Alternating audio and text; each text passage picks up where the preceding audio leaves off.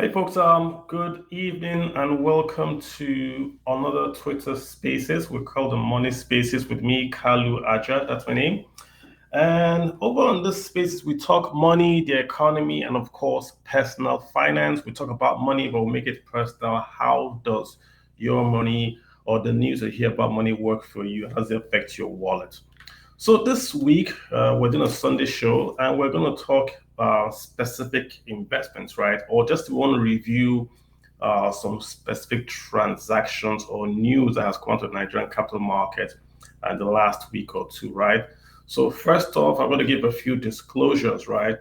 I'm not your investment advisor, nor am I giving you advice. This is not a recommendation to buy or sell. Everything we're going to discuss here is all going to be opinion. Shares are very risky. You should consult your own advisor before investing. So we're putting those disclosures out there. All right, great. So that done. I was thinking we'll talk about three companies: Transcorp, Nigerian Breweries PLC, and then of course we can take a peek at GT Bank, all things being equal. And the whole idea is just to see how we can use these three companies to learn about how to look at results and how to say take a decision or what has happened, or just to talk around them and see. Again, there's no set sequence. If you have an objection and you want to talk, just request to speak, and I'll add you, and you can give us your own take, right? So let's start off maybe with Transcorp. Let me pull up my Transcorp research that I did, right? So what happened in Transcorp, guys? Is the stock is in that. I mean, what happened is we saw, I think it was 3 weeks ago, we saw Mr. Otedola announce that he had bought about 5%. Because when you buy a significant amount of shares in Nigerian capital markets, in most capital markets, you have got to advise the Securities and Exchange Commission, and also you've got to advise the company that you have taken a position on those shares. We saw it when Elon Musk bought Twitter. He had to announce, same thing with Mr. Otedola, he had to announce that he had bought those shares. So he bought those shares, right? And then what happened next? Of course, we then saw a surge in what we call bid. Everyone wanted to buy Transcorp shares. Why? Pretty simple. If Otedola has bought Transcorp shares, then the owners, the guys that have the majority shares in Transcorp, will of course want to buy their own shares to maintain their percentage holding. So you then saw the Tony Elumelu, grouping start to buy shares, and because of that increased bid, you then saw the share price of Transcorp move up significantly in the last 2 weeks and all, right? And in the end, we saw, was it on last week, we then saw that Mr. Lumelu, through HH Holdings, Harris Holdings, say he had bought, I would say about 25% of new shares, giving him like a near certain majority in the company. So that meant that even if Mr. Otedola bought shares, he wouldn't be able to take over or to influence what they do. Hence, we saw Mr. Otedola sell his shares. I think it's the shares that Mr. Otedola had bought that Otoni bought. I'm not sure about that, but that's essentially what we did see. Let me give you some numbers, right? My broker will just share something about how much profit that Otedola made in these 2 weeks. So I think he started to buy his shares on the 17th of March. So from the 17th of March till the 26th of March, he bought, give or take, around 8 million shares. Or was that them? No, let's just put it this way. He spent about 9.4 billion to get his position in Transcorp, 9.4 billion. He sold at 22 billion. So that means from the 17th till the 26th of March, the guy just made about nearly 6.9 billion. That's like 31% return in like 2 weeks or so, 31% return based off his purchase price. Of course, he bought at various times, so just using the averages, about 9.4 billion. He sold about 22 billion, about 6.9 billion profit, 31% return, give or take. That's very impressive. So I see everyone talk about it's insider trading, it's illegal. Nothing illegal about this, guys, right? You can do the same thing. And I have a friend that did this with a smaller company. You can do the same thing. All you want to do is you want to go to the stock exchange, right? And you want to pull up the companies you see there. You want to pull up their total authorized share capital. what's the total authorized share capital? You want to then pull up the total amount of shares that are held by who and who and who. What you're looking for are companies that have a huge amount of shares that are outside the control of, say, institutional buyers or even the owners. Because you can have your company and just have 5%, and owning 5% simply makes you a majority shareholder. You don't have to have 100% of 1%. So in Transcorp's case, Mr. Tony, before all this, had less than 10%, but he was a majority shareholder. And all Mr. Teller was able to do was to go in and buy shares in the company outside the market without triggering anything before he got to 5%. So they didn't see him coming, right? They didn't see him coming, and I was able to build that up. And yeah, then he then announced that, yes, I have bought these shares, and before you know it, he was now a big player. Transcorp in itself is not a very, if you look at the numbers though, just the numbers, it's not a very exciting stock to own, right? I mean, if you are buying those shares for dividends, it's about 0.05. They paid 5 kobo. That translates to about 3.6%. That's dividend yield. So you want to do the yield, you can compare the yield across asset class. So you can compare stock yield with a bond yield with property yield. That's how you compare stocks. Or that's how you compare investments. If you want to compare, if I have a house or if I buy a bond, if I put money in the bank, I look at the yield. So the yield for Transcorp is about 3.6. So even if I just buy federal government bond, I'm doing better than this, right? So it's not very exciting stock to own. The earnings per share 0.166, right? The market price, and this is more or less, it's below 5 naira. So it's not a penny stock, but it's, what's the volume? The volume now is tainted because of these huge transaction flows that we're going in. The difference year to year on the volume is about 1 to 6%. So before all this trading back and forth, Transcorp was way below in terms of the volume of shares being traded. If you go back, the share price was really below 1 naira and all that. Now with all this back and forth, the share price just went all the way up. Now it's back down to about 2.8 naira, about 2 naira 80 kobo, right? So in terms of the company itself, not a very exciting stock if you owned it as a stock.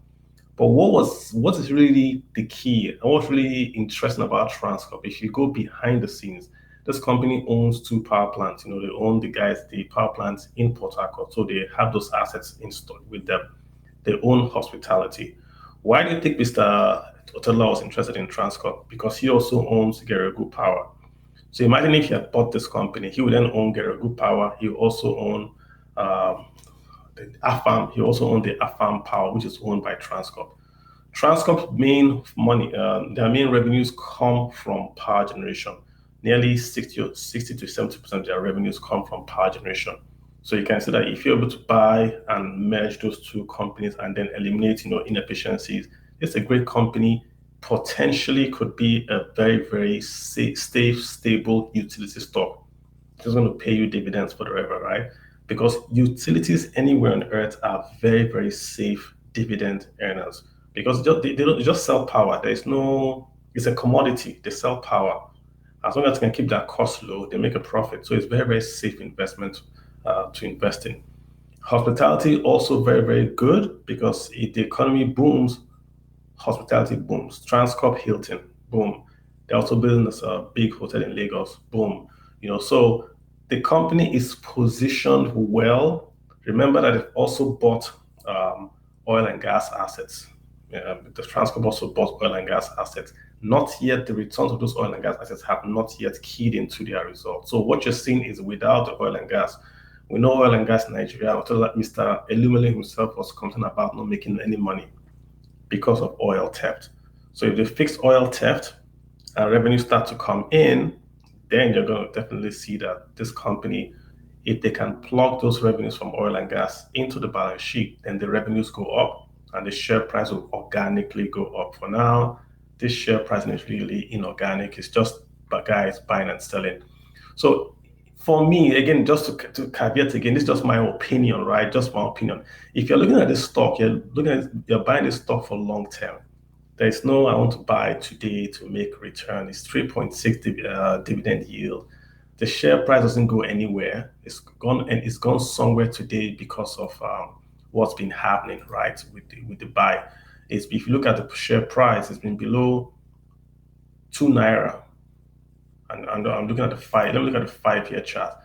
It's been below 2 naira for more than 5 years, right? So yeah, that's just my take on it. It's something that you want to buy if you think that in the future the power assets, the oil and gas assets, and the hospitality assets will now become fully built and will generate sufficient cash flows back to the company. That's my take on Transcorp. Who has on that take? Who thinks it's a buy? Who thinks it's a sell? Jump in. DMs. To read DMs, I get distracted. If you want to call, yeah, that'll be fine. Okay, so I've done that on Transcorp. The other one I wanted to talk about real quick was Nigerian breweries, right? Now, the thing about Nigerian breweries, I'm looking at their 2023 quarter one result that they just released. And just give you background about Nigerian breweries. In the past, when you want to buy stocks in Nigeria, it's what they call bottom box stocks. The stock that if you have, these are blue chip, they can't go anywhere, you can't go wrong with them. You're talking Nigerian breweries, you're talking Nestle, Cadbury. Those are the companies that you buy. First Bank, you buy, and you have bought blue chip stocks in Nigeria. I was shocked to see Nigerian breweries quarter one results for 2023. First of all, their revenues down. Their revenues were down big time. They explained this to say that it's because of the COVID, that because of COVID, they had to, they didn't sell a lot because of COVID. But if you look beyond, if you look behind the scenes, there's a lot going on in that company that I'd like to highlight. So let me just pull up my research again on Nigerian breweries, right? Then we can talk. You guys are following, yeah? Nigerian, I have it here. There we go. So yeah, so this is not just I'm not sure what's really happening in that company. If it's because they're expanding that they're not making sales, and I don't buy the argument that it's because of COVID. So first of all, revenues are down in Nigerian breweries 10%. 10% revenue fall. This is 2023. COVID ended when, let's just say, maybe last year. Even in Nigeria, we wouldn't have COVID like that, So 10% revenue fall, right?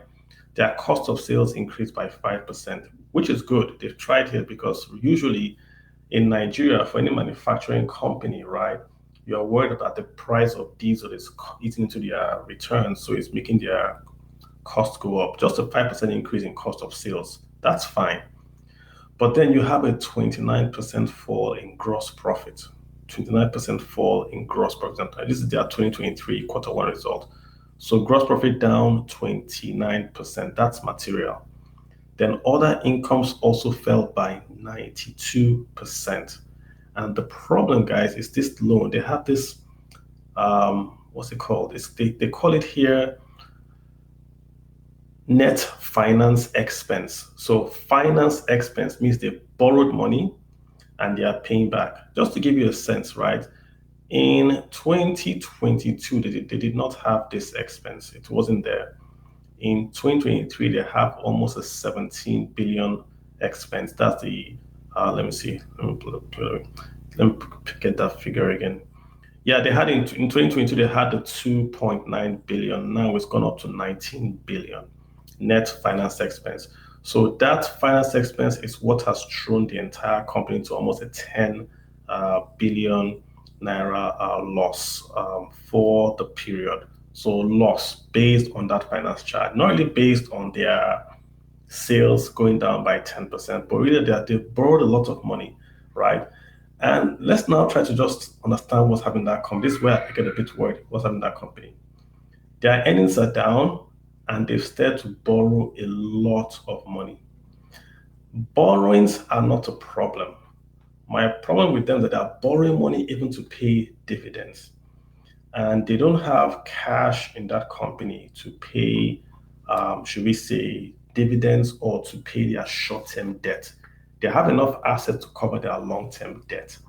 But for short-term debt, that company doesn't really have a lot of cash. Like I said, they're borrowing cash to pay back dividends. This is a stock that used to be in 2029 almost 61 naira. per stock in 2019. Now it's down to about 32 naira. So just pricing alone, the company has lost almost 50% of their market price. We know the market is irrational, but it's lost almost 50% of its stock right there. Shareholder returns, Nigerian Breweries is doing for the year less than 29%. So if you bought the stock, you'd have lost about 30%, right? The Nigerian stock market right now, if you bought Nigerian stock market, same period, you'd have made about 7%. So if you simply bought the index, Nigerian index, you have made more money than if you bought Nigerian Breweries as an individual stock. So not good there again, right? Yeah, then the one I really, like I said, really bothers me is the cash, the way they are managing their cash. They are paying a dividend, right? Again, dividend yield for Nigerian breweries, 4.2%. Again, I compare that across the board. So I want to say, if I want to buy shares or I want to buy property, I want to buy bonds, I look at the dividend yield and say, what are they paying me? So if I buy the risk-free asset in Nigeria, the one that doesn't, I'm not going to pay, I have no risk. That's the federal government bond. I'm going to get, give or take, about 10% if I buy a federal government bond, 10%.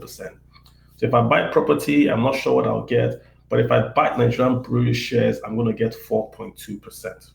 So look, you have to ask yourself, why should I buy Nigerian breweries at 4.2% when I can just take no risk and buy federal government bonds at 10%? That's the problem with this, with Nigerian breweries return. It's a rather expensive stock. So even at the price of 32 naira, the price to earnings of that stock is about 24. So when we do the price to earnings, it means this, right? If you buy one share of Nigerian breweries at that 32 naira price, it's going to take you, if the earnings stay the same, it will take you 24 years to make back that 32 naira. That's what the PE ratio means. So if I buy one share at the price of 32, which is going today, and the earnings stay the same from today to forever, right? It's going to take me 24 years to make that money back. So what is this saying? It's saying that even at 32 naira, the stock is overpriced. Not valued though, overpriced at the 24 naira that is being quoted, right? Guinness, let's compare. Guinness is also overpriced. Guinness is also 24. Champion Breweries, 21. Nestle, look at Nestle, right? Nestle, almost the same food, although they make cereal things that babies can eat. Babies can eat, can drink beer. But Nestle's PE is 16.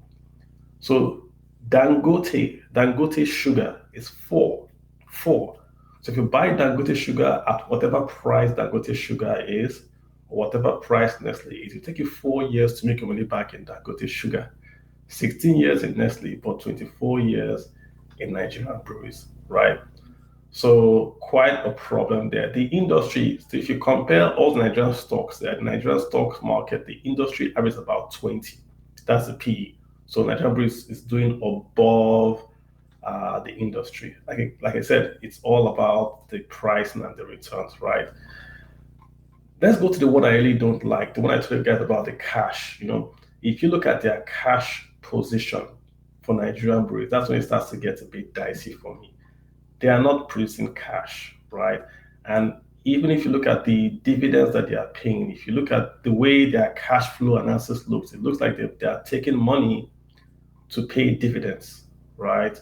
So I don't know why they are doing that, right? To take money, just don't pay the dividend. Use the dividends and pay back the money that you are owing on the finance charge. But I guess they are paying those dividends back because one, don't want to retain their stocks as a dividend paying company. If they don't pay a dividend, most PFAs will also not buy them. They have to pay a dividend to remain as a company that PFAs can buy. But their debt to equity ratio is about 67%. So their debt to equity, that means that, right, they're owing at about 122 billion. That figure represents that 67% of the company is funded by debt, 67 on that 122 billion. They have cash of about 22 billion in that company, and that's a lot. Assets, 600 billion, liabilities about 439. So short-term liabilities, do not cover their long-term liabilities. So the cash they have can't cover their short-term liabilities. That's why they are borrowing to pay. Long-term, they are fine. Long-term, they are fine. It's just this, they can't really pay for their short-term liabilities. And the debt has ballooned. In 2019, man, these guys their debt was just 44 billion. Go to 2021, the debt is about 139 billion, almost like Nigeria.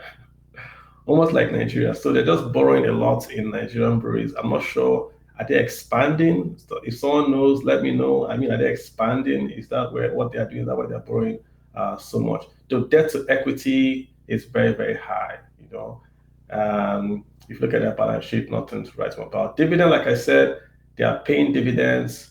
Dividend yield of 4.2, that's fine. Their earnings can cover it. The thing is, not their cash is where I'm worried about. They are paying out 106%, which means they are paying out more than 100%, right? Like I said, they are borrowing to pay dividends. So I'm not really sure what that. The average dividend yield for the Nigerian stock market is 5.1. So they are about 4.2. They are even below the yield. Their dividends per share is about 1.35. Earnings 1.28. Dividend yield, as the forecast going forward, is going to be higher, but let's see. So again, this is just my fear of this. The company is near the bottom in terms of paying dividends. Nigeria is, like I said, about 9.2 in terms of dividends. So yeah, the cash payout, they have no free cash flow, guys. When I say they have no cash, they're making cash about 22 billion, but they have no free cash, right? So they are paying dividends with no free cash flow. That's just my take on them. So I don't want to bore you guys with too many figures, but I just feel that this company, I'm not really seeing, if someone knows, they can tell me, are they spending money or are they expanding that we're not aware of? Or is it just that the market is really beating down on them? Is there competition with new, cheaper entrants that are now taking away market share from them? Maybe that's because their sales are not good enough. That's why the numbers look the way they look. So again, I'm just quoting the numbers, right? I'm just quoting what I see in numbers. If anyone has a better sense, yeah, they can let me know. So we've talked about Transcorp, we've talked about Nigerian breweries. I said we're going to do GT Bank. And the reason why I'm doing GT Bank is because of the Nigerian banks that have gotten their fingers burnt in Ghana. So I just figured I will take a look at those banks, see what it means in terms of what's going on with those banks.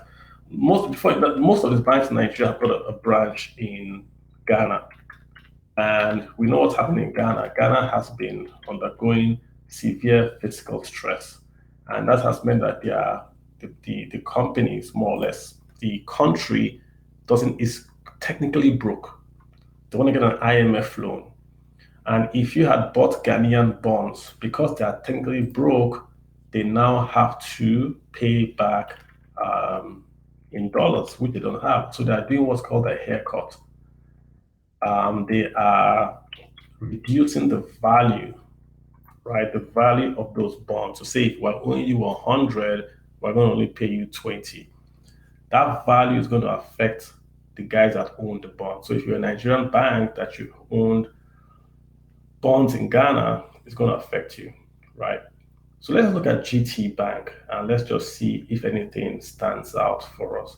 Again, GT Bank is that one of the, should we say, the great stories in Nigerian banking, great brand. They focus on customer service, or they used to. I'm seeing a lot of reports. I personally haven't seen a fall in their customer service, but lots of people are complaining that their customer service has gone down.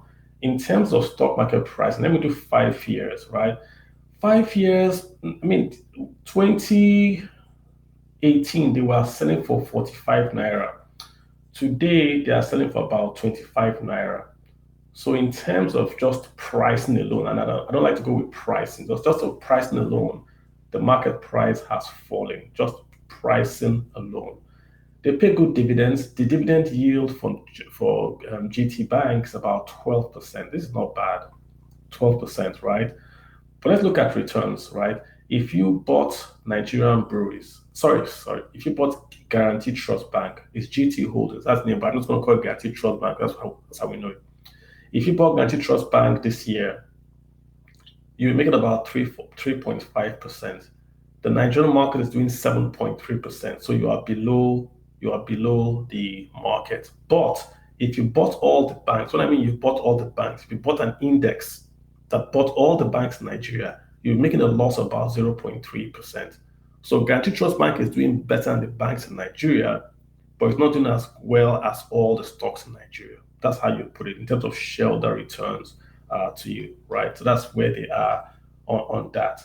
PE ratio for Guaranteed Trust Bank, I just love this number, 3.2x, which means at this price, the price we have today, give or take about 25 naira. If you bought the stock at 25 naira and the earnings for Guaranteed Trust Bank continue the same way they are, you would take about 3.2 years to make back your money. So price to earnings about 3.2. The lower, the better. The lower means the stock is cheap. So the market is saying that the market is maybe overreacting a bit because the stock is very, very cheap at 25%. Remember, guys, you don't when you say a stock is cheap, it's not the market price you look at, it's the price to earnings ratio you look at. So at this price of 25, GT is very, very cheap at 3.2 times the earnings for GT. So not bad, right? Earnings per share for GT 7.83, gross margin 98%. This is crazy. So Nigerian banks make crazy margins. GT Bank's net profit margin is 40%. So for every naira GT Bank invests or does business with, they make back 40 kobo. That's very, very good. Debt to equity. Remember, we just looked at a Nigerian brewery that was doing nearly 67%. GT Bank's debt to equity is just 14%. So good setup. Let's come back to my favorite topic, dividends. Dividend yield for GT Bank, 12.5%. I love it. I love this. So, I mean, first of all, it's beating your risk-free. You don't want to put money in risk-free investment. That's in Nigerian government bonds. Why? Yes, it's risk-free, but it's not paying you anything, right? Because it's just paying you that because it's the safest investment. But it might not beat inflation. I'm not the guy that says you must beat inflation, but at least try now, right? So GT Bank is saying inflation is 21%. There is no investment I know of in Nigeria today that is registered and regulated that is beating inflation. There is none. I don't know of any. If you know any investment in Nigeria regulated and registered that's beating inflation, please let me know and I'll tell everyone, right? But I don't know of any, right? So GT Bank, at least it won't beat inflation, but at least you're getting more than the risk-free rate of 10 because you're getting about 12%. Not bad, right? PE, we'll talk about PE 3.2. I like it a lot. Let's compare across the board, right? Let's compare across the board. Access Bank's PE is 5.1. So Access Bank is more expensive, whatever price it is, than GT. Zenith Bank is 3.2. So Zenith Bank and GT Bank are priced the same. EcoBank is 2.1. I'm talking about the price to earnings ratio. So EcoBank at whatever price it is cheaper than Guaranteed Trust Bank today. What about First Bank? Look at First Bank. First Bank is 1.9.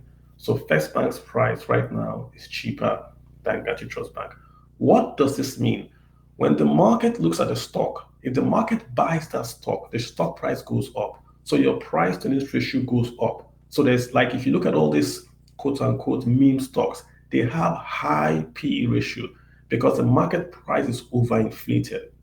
But the boring companies in quote have very, very low PE ratio because the market pricing is in line with earnings. So you're looking at First Bank, EcoBank, very, very underpriced. Look, remember, when you talk about price, underpriced stock. GT Bank at 3.2 is just right there in the middle. Access Bank at 5.1 looks expensive when compared to GT, but not when compared outside banking. So some good analysis there, right? Great, good analysis there. Let's take a look at their future growth. I mean, really, I don't like talking about future anything with Nigerian stocks because we're one policy away from all that's getting cancelled. Some guys did their budgets for 2023 with the hope that Nigeria will stop paying subsidy. And Nigeria just announced last week that they're still paying subsidy.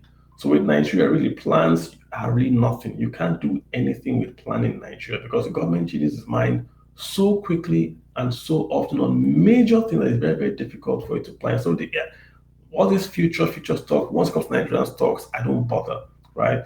The only thing I look out for is a dividend yield in the past because that tells me, gives you an idea of how the company is looking at how it's going to pay out, right? So I mean, GT Bank is it's solid. We, I don't see the Ghanaian loss really in their earnings. I think they're going to eat that loss. It's going to go back. They will eat it, i.e., the shareholders would eat that loss because it's a loss. They'll write those bonds off their books. But in terms of dividends, I think that they're going to continue to pay their dividends. So if you're a guy that's buying GT Bank shares for dividends, I think it's still good. I also think that the share price is still underpriced based on the P ratio of 3.2. So I love it. GT's return on equity is 18%. Well, it's not bad for Nigeria. It's not bad. So still good. Solid bank, my favorite banks, GT Bank and Zenith, I still love them.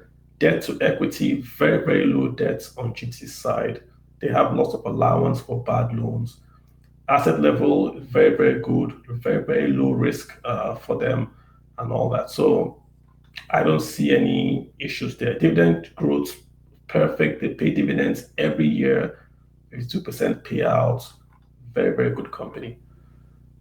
Compared to the market, like I said, they are below the market. The company pays 12.5, which is way above the industry average in Nigeria of 10.4.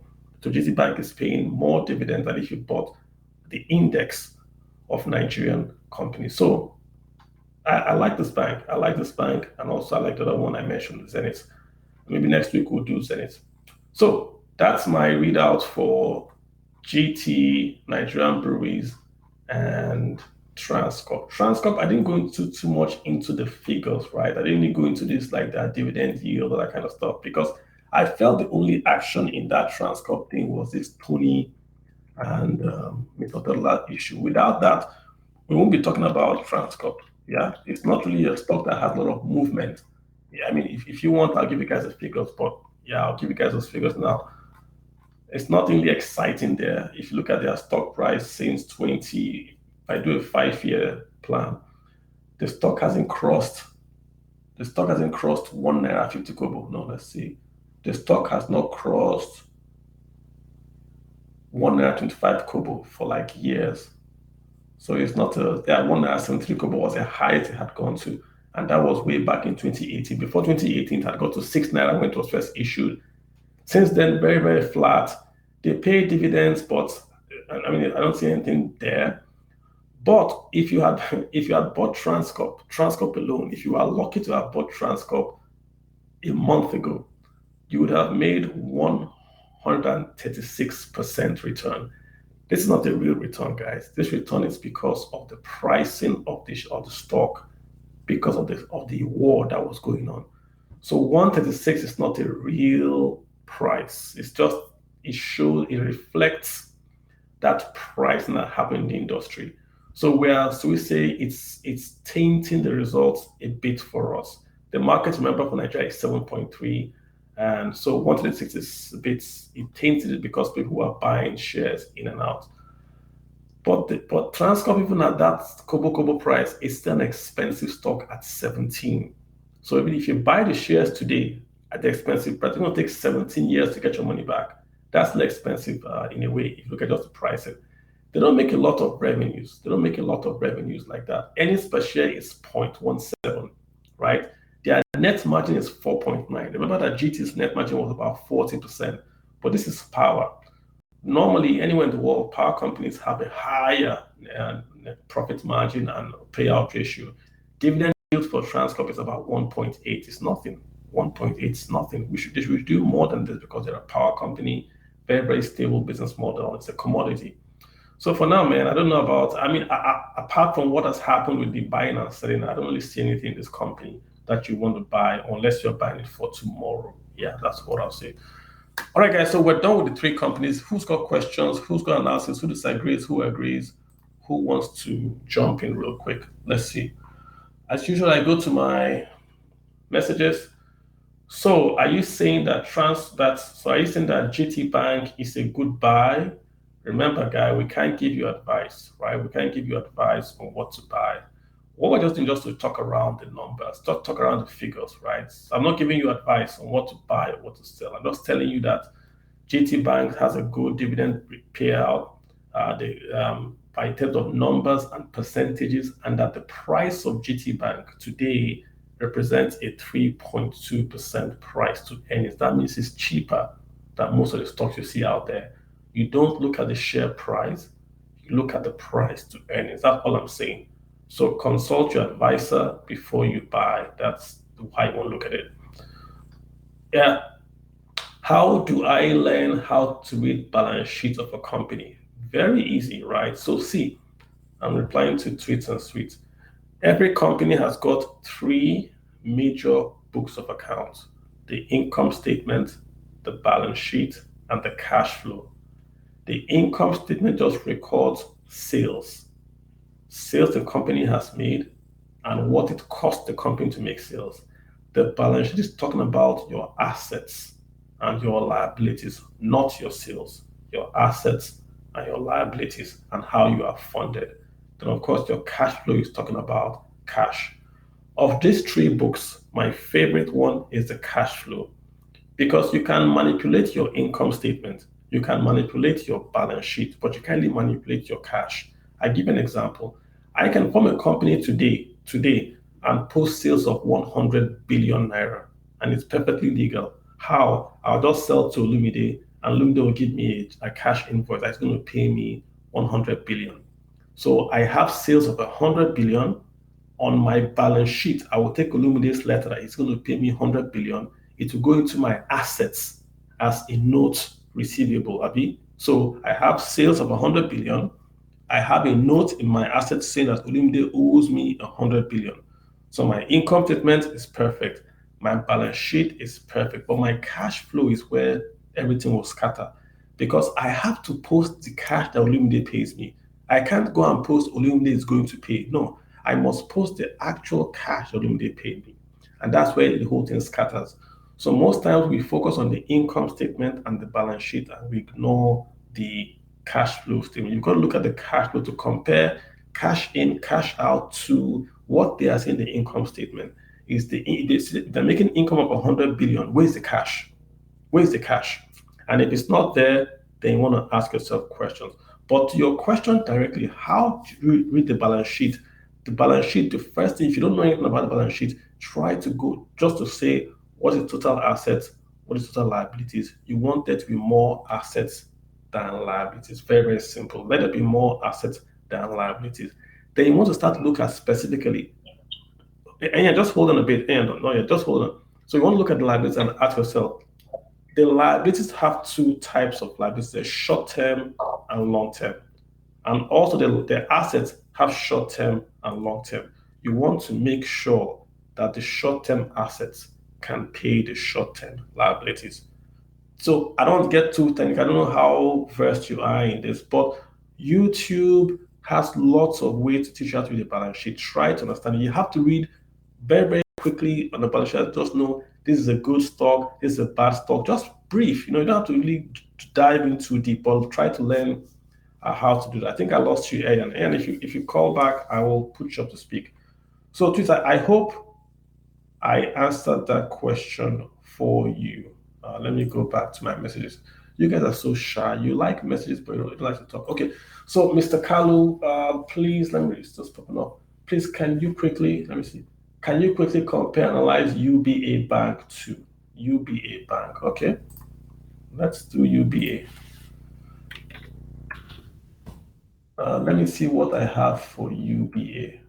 It won't be as detailed as the others because I've taken time to do the others, but let me just see if I can quickly do UBA. So let's just focus. What I have for UBA is just going to be their PE ratio, their earnings growth, and their dividends. So that will help you a bit, right? So UBA Bank, let's go back. I know I do 5 years. The price today, 5 years ago was 1150. The price today is about 790. Is that price good or bad? Is it expensive?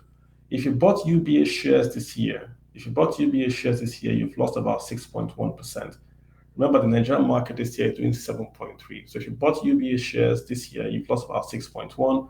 If you bought the Nigerian market, you got about 7.3. So UBA has underperformed the Nigerian market, but the entire banks in Nigeria are returning minus 0.3. So UBA has underperformed both the Nigerian banking sector and the Nigerian market sector. UBA has underperformed both of them. So let's go into the PE ratio. The PE ratio for UBA is 1.5. So it means that at the price today of about 7 naira is a very, very cheap stock at 1.5% P price to earnings. It's very, very cheap. So again, numbers just give you a way to ask a question. You want to ask yourself, why is the stock cheap? Why is it expensive? Being cheap doesn't mean anything, but why is it cheap? So right now, UB at that price is looking very, very cheap. Earnings per share for UB about 5.17. Let's come to dividend yields, where it gets interesting for UBA. UBA's dividend yield is 14.2. 14 points. So higher than even GT Bank, higher than Nigerian breweries, higher than Nigerian breweries. So this is one good lining for UB, that they are paying much, much more than the rest. If you compare their PE, again, like I said, PE for UBA is the lowest. It's lower than First Bank, lower than Echo Bank, lower than Fidelity, lower than Access Bank. So that's a good plus for UBA, that their stock price is cheap. But remember, you don't buy stocks if the price is cheap or expensive. You buy stocks based on their future earning potential. The price is just what the market is telling you, and the market is always irrational. You buy a stock based on the future earnings potential of UBA. That's essentially what I buy. If you can calculate that, then you can make a lot of money based on that. So yeah, so would you say it's about valued, undervalued? That's going to be your own calculation. I don't want to go into that monster yet. But earnings growth rate for UBA is 6.3. Earnings growth rate is about 6.3. It's not bad. That's not a bad earnings growth, right? Again, like I said, I don't want to do anything future based in Nigeria because you just cannot predict. But I will say this, right? In terms of earnings growth, right? It's not looking that let's say UBA is not really shooting or performing as well as it should. The industry for Nigeria, the earnings growth for banking industry in Nigeria is about 14%. UBA is at 6.3%. So they're not going as fast as the industry. But you can argue that because UBA is bigger, they have to grow, they can't grow as fast as a smaller bank. So a smaller bank can open up 10 branches if they have 10 branches, and that's 100%. But UBA maybe that has 100 branches can't open up 200 branches next year. So you can see the smaller guys can grow faster, and but UBA then should be able to deploy its assets cheaper because it has more funds at a lower cost to then make money.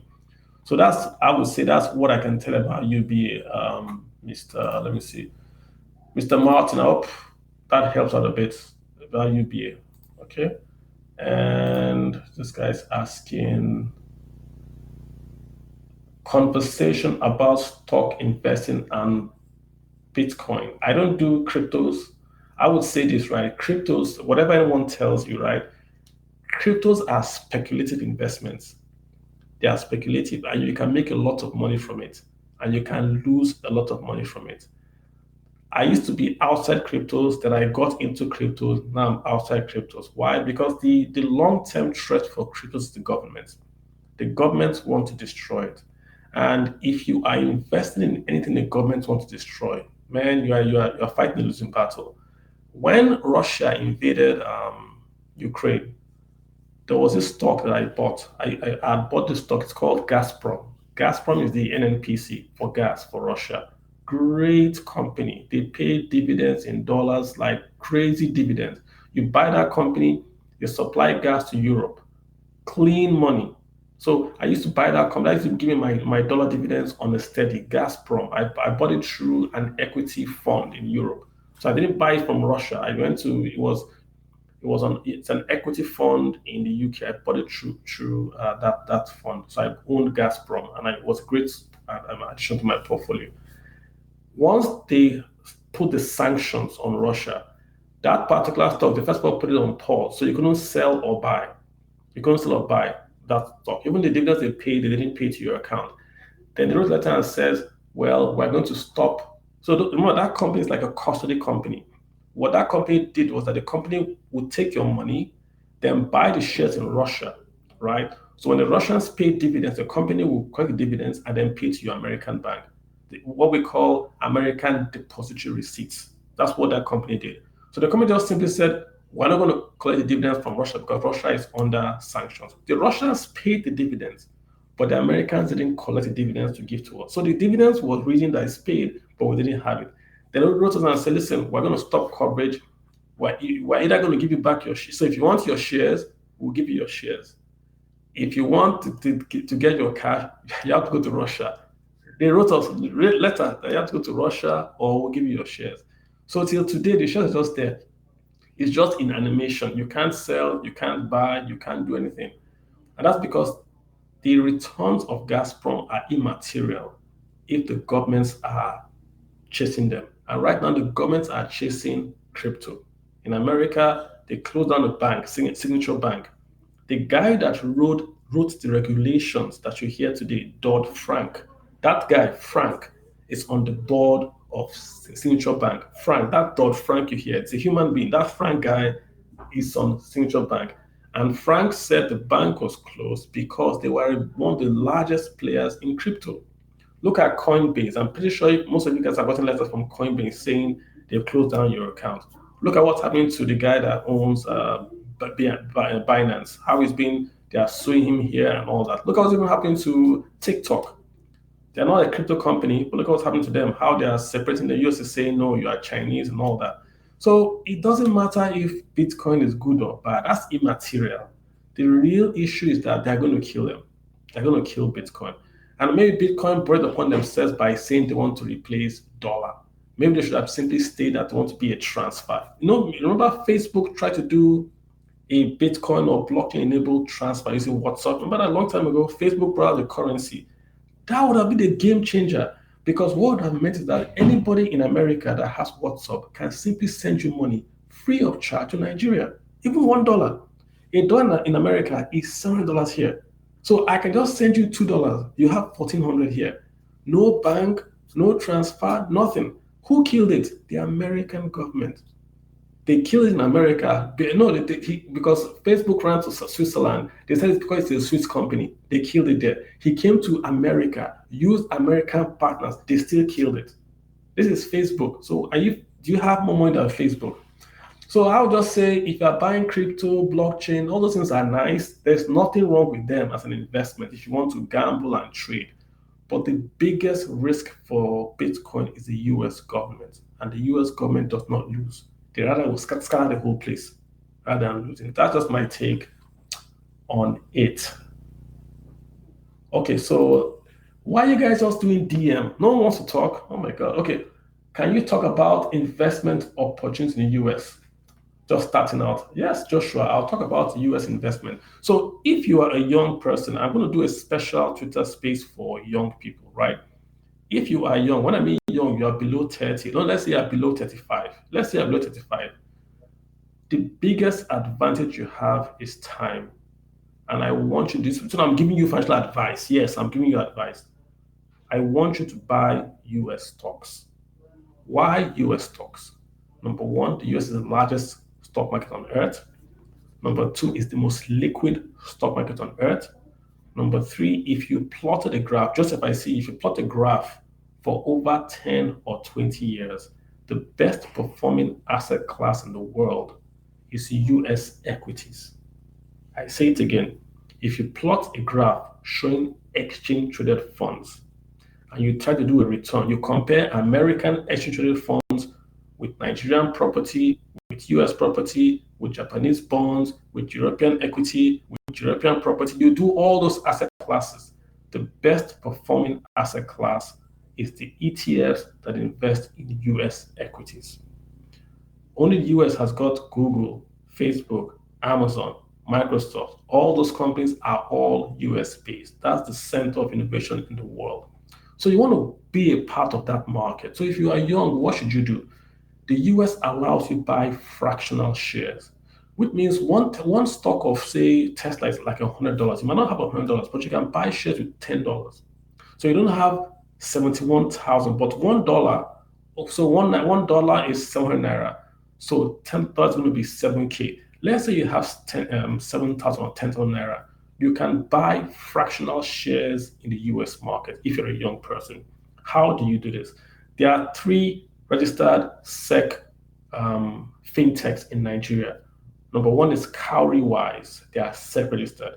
Number two is Chaka, they are SEC registered. Number three is Bamboo, they are SEC registered. Open an account, fund your account, buy an ETF that invest in the US market. Just Google which ETFs are the best. I personally, I like the ones that are sold by Fidelity or Vanguard because those are large companies and they have very, very low expense ratio. So for instance, you buy VTI, Victor Tango India, VTI.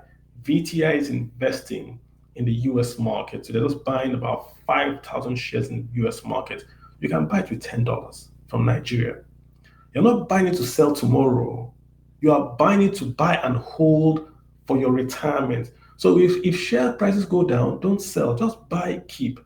You click on that button, reinvest my dividends. They give you dividends, you buy more. You don't buy, you don't, if market's crashing, don't look at it. Just buy it and hold it for minimum 10 years. You are young. What are you doing with money? Just buy and hold. That's what you want to do as a young person in Nigeria. When I was investing in Nigeria, we didn't have fintech app that could allow you to invest in the US. So I could not invest in US markets. Now you can. The longer you invest, the better it is for you. So that's my answer to you, Joshua. Joseph, what's up? You got the floor. Go ahead, Joseph. Yeah, thank you so much, Carlo. I really appreciate it. I follow you a lot and I enjoy your space. And I just want to contribute a little to what you said. You just hit the nail on the head when you talked about this crypto or whatever. That's why when people say, "Oh yeah, they'll keep the US dollar," I say, like, "You're wasting your time. You think America is going to sit down and allow this thing to happen? No, it's not. It's not going to happen." But anyway, that's by the side. So when you talked about this. I day trade. I'm a day trader, and I've been doing it now for about 10 years now. And one thing I can say is it is always a good thing. And when it comes to the stock market, right, nobody can tell you anything until you learn the hard lesson yourself. And because when I started, a friend of mine, talked me into it, and I was working then. So, and he was telling me, I didn't really believe it. So, but when he came one day to visit me and he showed me, and I have been doing that. I mean, for the first time I really lost money was because then I didn't know what I was buying. I was just buying stuff, and I was investing heavily on energy stocks. And right now, as we speak, I'm really stuck on, I have a lot of stock on energy stock. Even one of them went bankrupt, which was Whiting Petroleum, in the North Dakota area.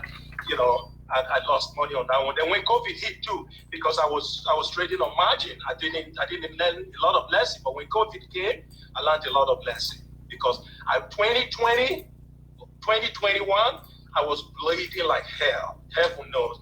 But thank God, I'm beginning to bounce back because, like you said, Carlo, you are really right. Every young person, but do your research very well. Look for all this strong stock. Put in your money. Just put your money there, leave it there, and see, what it will produce. It will give to you. Because if you don't have money, and you don't want to invest money that you will use today, tomorrow to pay bills or whatever. No, so because stock goes down more than it goes. Like for instance, I bought Amazon before the ending last ending because I trade on the earnings too. Guess what? It pulled down. I bought only 100 shares. Then I went in, I bought another 100 shares when it pulled back. I didn't get out of it till like last Thursday Amazon declared earning? Yes. That I was able to now say I got out of it. I say, okay, you know what? Yeah, because I don't invest for long term. I cash out and I see profit and that's it. So but I really appreciate this space. And if you would do more of this, Carlo, I really appreciate it. Yeah, we're here every weekend. We talk. This is just this weekend. We're doing like company specific numbers. That's so we're here every weekend, a Saturday or Sunday. So it's always 7 p.m. If I'm not on Saturday, it's on Sunday. We always watch. So Joseph, thanks a lot. Yeah, thanks a lot for those comments. I appreciate that. There are a lot of DMs asking the same thing. So I want to say it again, right? Lots of DMs are asking this, how can I invest abroad? So I'm just telling you what to do, right? You don't, it's not complicated. In Nigeria, you're in Nigeria with Naira, you simply download a fintech app. Then you don't buy the individual stock. I don't want you to buy the individual stock. Buy the ETF, the exchange traded fund. An exchange traded fund is like a mutual fund, right? Just like a mutual fund, like how you have IBTC, like a mutual fund. It's like a basket. They put various stocks in that basket. You are buying that basket. And I give you the names of three companies that are SEC registered. Number one is Cowrywise. Cowrywise. So you can go in and okay, I'm going to put their handle on my tweet. Just go to my Twitter page. I'm going to put their handle. So number one is Cowrywise, right? So Cowrywise is SEC registered. They do a lot of ETFs as well and funds. So you can buy into the American stocks using Cowrywise, right? Number two is going to be Chaka. Chaka, see here, I'm going to put the handles up there. So Cowrywise is there. Then number two is going to be Chaka. Number three is going to be Bamboo. There are others that I know, but I don't want to quote what is not SEC registered, right? So I know some great ones that are not SEC registered. I'm not quoting the ones that are SEC registered. So some are registered in the US, right? That's also okay for me. If you have a US license, that's also okay for me. I'm just quoting a Nigerian SEC registered ones, right? So that way you can get them. So get this app, get the tracker app, then simply fund your money in Naira and buy. What should you buy? Buy the ETF. I've told you, if you Google ETFs in America that invest in the US market, you see lots of them. I like the Vanguards and the Fidelities. Vanguard is what I like the most. So there's VTI, there's VOO. Those two are pretty good. That's a good stepping stone for you to get into the US market. VTI owns everything of that you can name. If you want to buy the entire market, there's VT. So there's VT, there's VTI, there's VOO, there's even VLYM, which is where Nigeria is inside. People just want to buy VT or VTI. So I've posted the three stocks there. Nigerian SEC register. So I'm going to send that tweet out. So just if you get those apps, they are there. Tell them Kalu sent you, ask for a discount. Yeah, put them in trouble, right? And then download those apps, open an account, then try to buy. How much should you buy?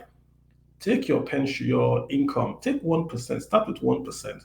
Because you can buy in the US, you can buy fractional shares. So start with 1%. Buy 1%, reinvest your shares. Do what's called a DRIP, DRIP, dividend reinvestment plan. So you say, don't pay me dividends. If I get dividends, reinvest it for me. I'm talking to folks below 30, below 35 now. I don't want you guys to trade. Just go in, buy and keep. Forget the money. I have a personal Telegram page where we've got about some guys that are there. I'm mentoring them to buy ETFs and they are buying it for 10 years. We call it Invest 2030. So by 2030, we're going to have a big party. They're going to tell me how much they've made. We don't trade. I simply tell them buy. If the market is falling, buy more. That's all it is, guys. So all those, I'm going to DM to the same question, but that's essentially what I want you to do, and I'll send the tweet out. I am Riogo007. I am Rio. Rio, you've got the floor, sir. Rio, you got the floor. Yes. Good evening, sir. How you doing? Good evening, everyone. Hello, can you hear me, sir? Yes, I can. Okay. I just want to lay my concern. There's this talk about the devaluation of the dollar and the BRICS nation, about how they are boycotting dollar and how. Sorry, I'm trying to get my facts right. Okay. I understand what you're saying. I get what you're saying. So what's the question? I get what you're going to with the breaks at it. So what's the question? What's your issue? All right. So there's this talk about how the dollar is going to fall in the future. You say we should think about the future, about how dollar is going to fall, and because China and Russia are looking for a way to create a currency, a standard currency for trade in the international market. So I'm thinking, will this not affect our stocks in the US market? It's a good question. Overall, there's a push to what they call de-dollarize. If you look at my trend, I think it was a month ago, I did two long trends on how the dollar is what was called the reserve currency of the world. It's not a recent phenomenon. Sorry, it's a recent phenomenon. Remember that before World War II, there was nothing like reserve currencies in the world. You had currencies that the whole world used. In the long, you had the florent, you had the Portuguese peso, you had the Italian currency. So whoever controls the sea, whoever controls trade, the world uses their currency. West Africa used the cowries. The cowries were not made in Africa. They were from the Maldives, but the cowries were a currency in Nigeria and in some parts of Africa. So currencies are funny, right? Before the US dollar, the British Empire, it was called Great Britain. The sun did not set on their empire, and the pound was the global reserve currency. After the Second World War, the UK was broke and only America had gold. And the world needed a way for the broke countries to finance development because they couldn't print money that back then.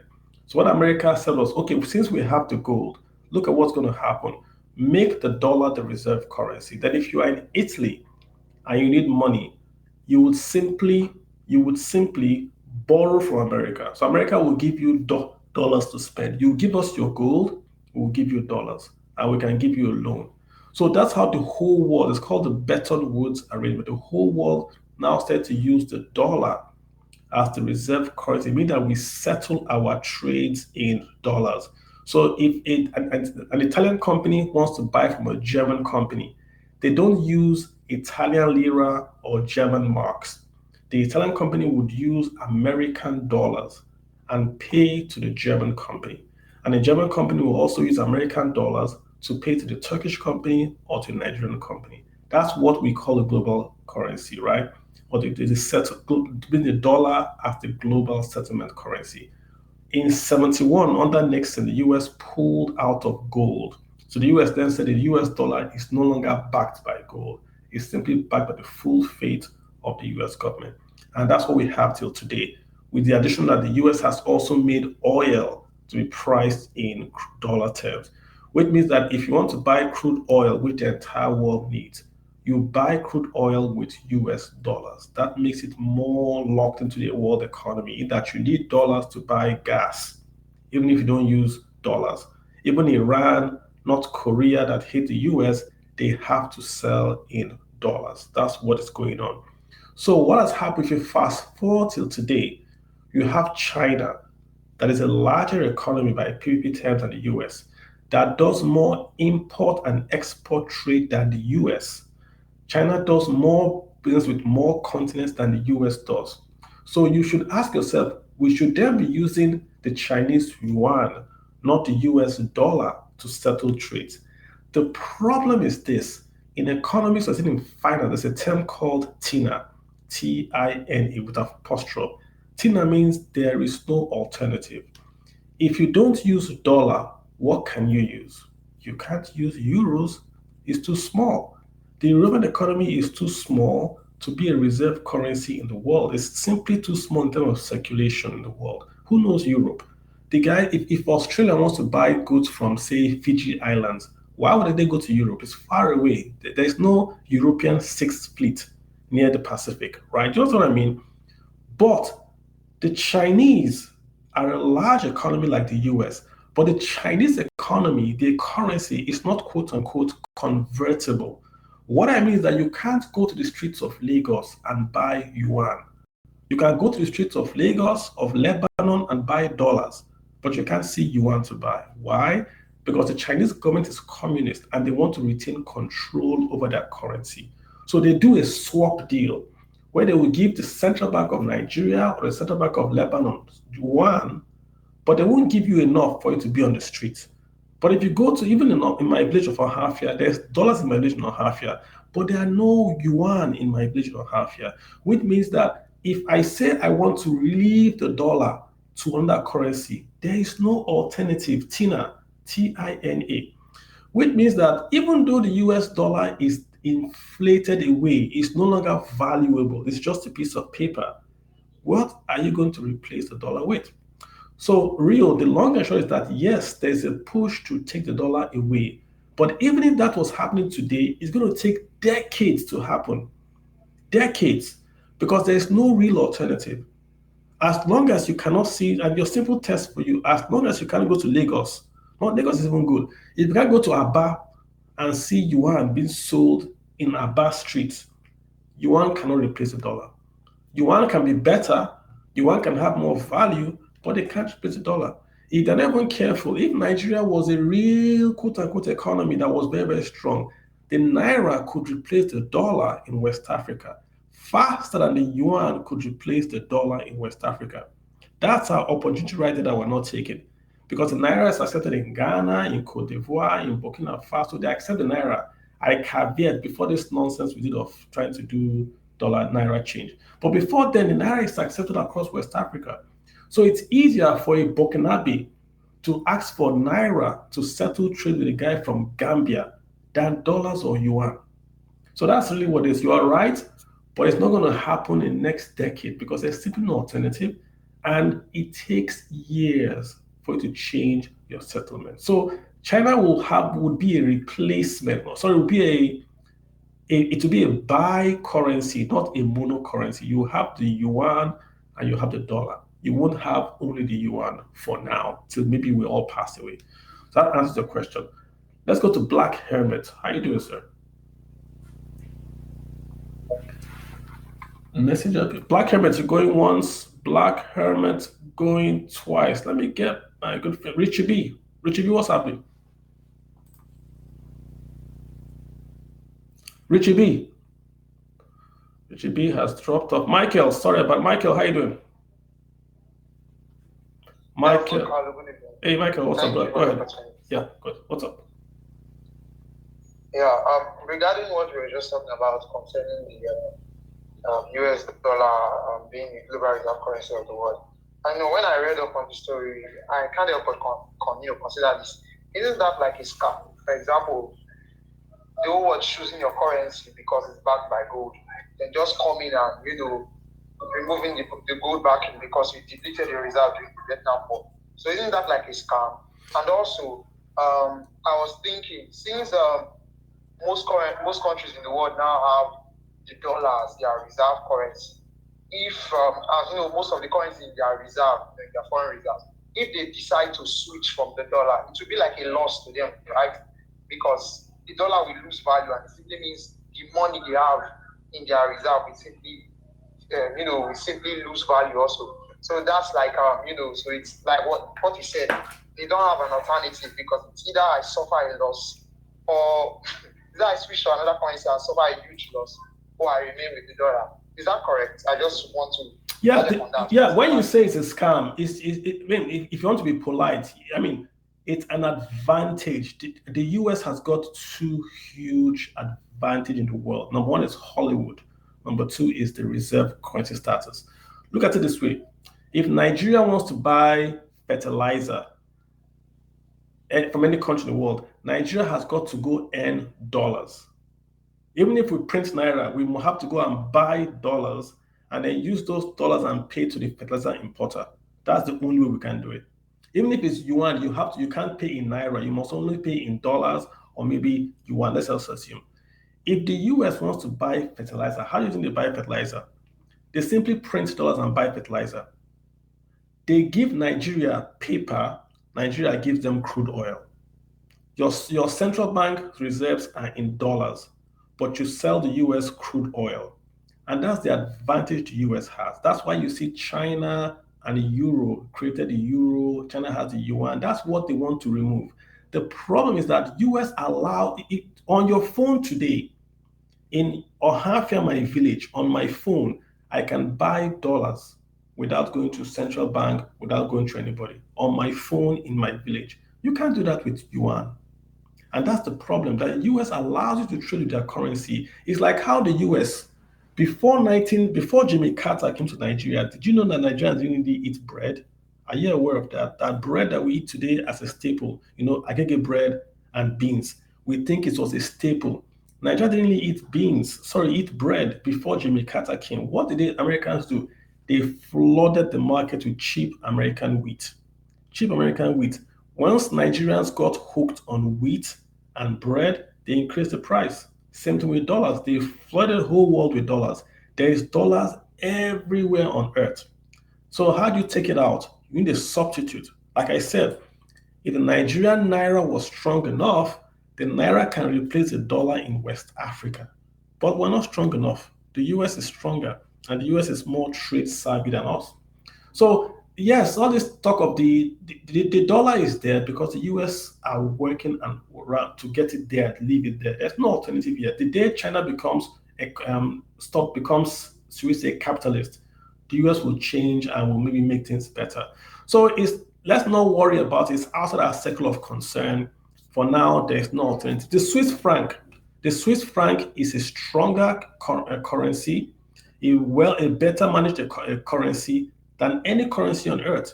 But why don't we hold Swiss francs in our pockets? Because you might give that Swiss franc to an Aboki and doesn't know what it is. You might take that Swiss franc to a bar to buy things. They'll say, what is this? What's with this? No one knows what Swiss francs are, but everybody knows what dollar is. You see the difference? If you go and spray Swiss franc, they'll think it's maybe monopoly money. But if you spray dollar talks. You get what I'm saying? All right, Sultan, what's up?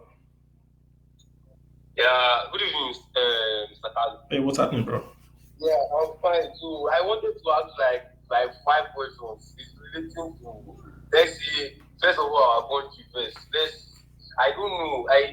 You've been quiet this concerning the AKT pipe, the termination of that contract. You didn't even talk anything to at least aid our northern borders, and you understand, and people around how devastating that pipeline, abruptive the end of the pipeline was. Because that stuff was meant to carry gas up to the north.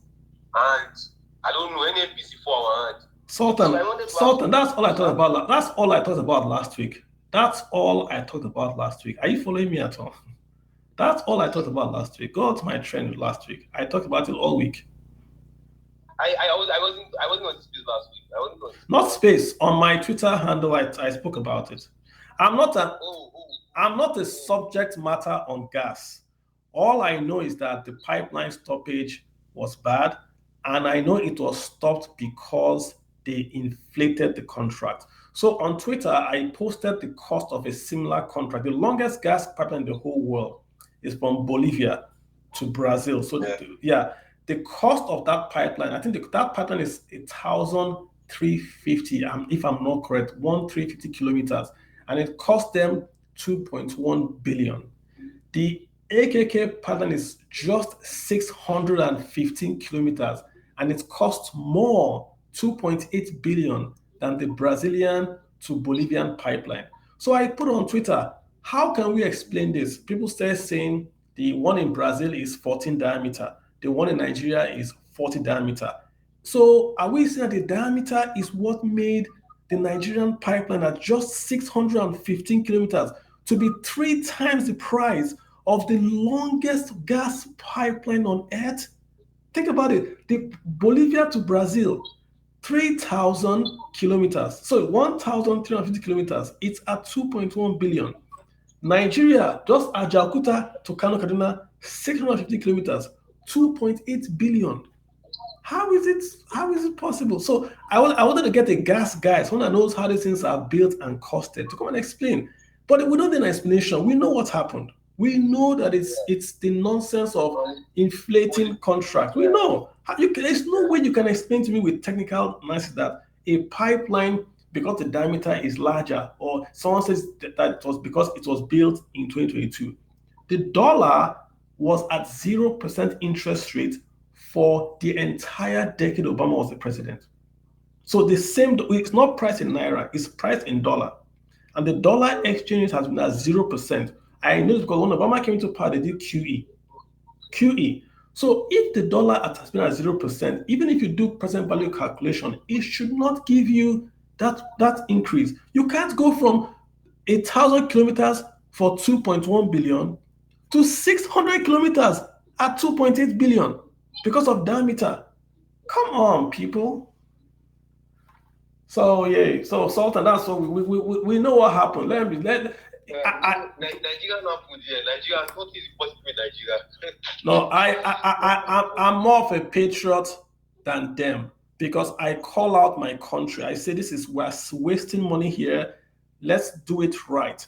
That project is when Buhari came to power, he called 2 projects. He called the first one, taking water from Lake Chad from Congo to Lake Chad. That was the first project Buhari talked about.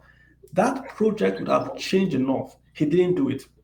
This project would have taken gas, cheap gas from Nigeria, from the south of Nigeria to the north of Nigeria. It would have boosted the textile mills in Kano and Kaduna, agriculture, power. It would have turned the north of Nigeria into a manufacturing hub, the same way it was in 1960.